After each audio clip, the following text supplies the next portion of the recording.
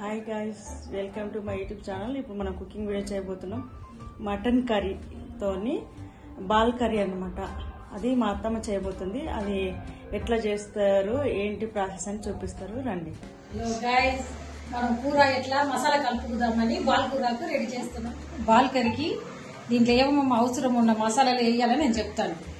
2-3 పచ్చిమిరపకాయలు కట్ట, 2 ఇలాచి, 2-3 లవంగాలు, అల్లం వెల్లిపాయ, ఉప్పు, పసుపు ఇవన్నీ వేసి మొత్తం మిక్సీ వేసి సన్నగా చేసుకోవాలండి.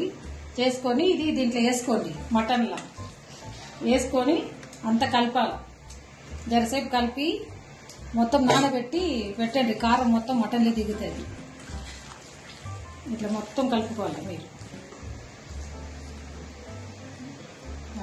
మసాలా అంతా మిక్స్ చేసుకున్నాక ఇట్లా బాల్ లాగా చేసి అంతా రెడీ చేసి పెట్టుకోండి.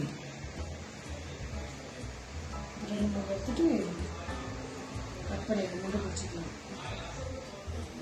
కూర మటన్ వచ్చి అంతా మసాలా అంతా కలిపి పెట్టుకున్నామండి. బాల్ లాగా చేసి ఇప్పుడు కూర బగారికి అవసరం ఏమో కావాలని నేను చూపిస్తాను.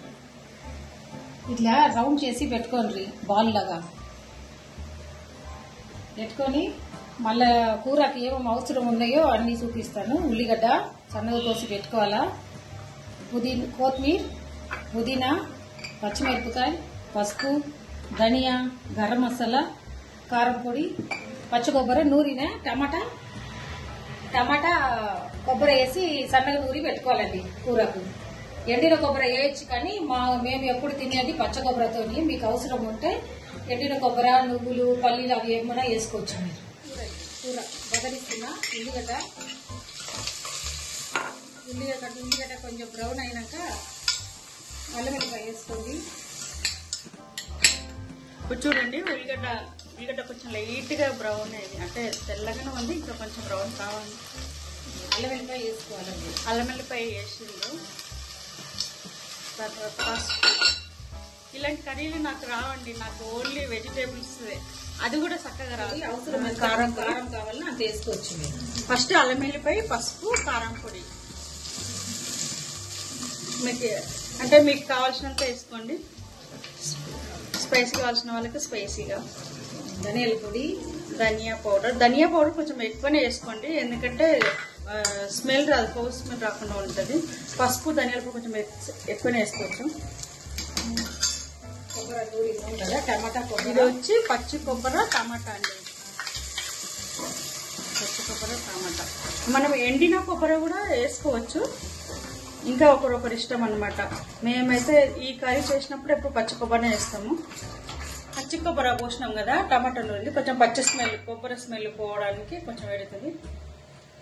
తర్వాత కొత్తిమీర మసులుతుంది.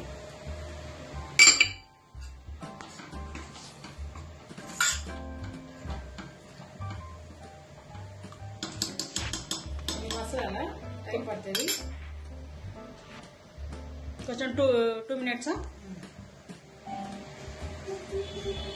కూర చూడండి, అన్ని చూసిండ్రు కదా. మేము చెప్పినట్టు మీరు చేసి టేస్ట్ ఎట్లా ఉందని మా కమెంట్లో చెప్పండి. కూర ఎట్లా ఉందని మాకు చెప్పండి. చెప్పేసి టేస్ట్ ఎట్లా ఉందని చేసి చూడండి. మాకు లైక్, షేర్, సబ్స్క్రైబ్ చేయండి, కామెంట్ చేయండి. బాయ్.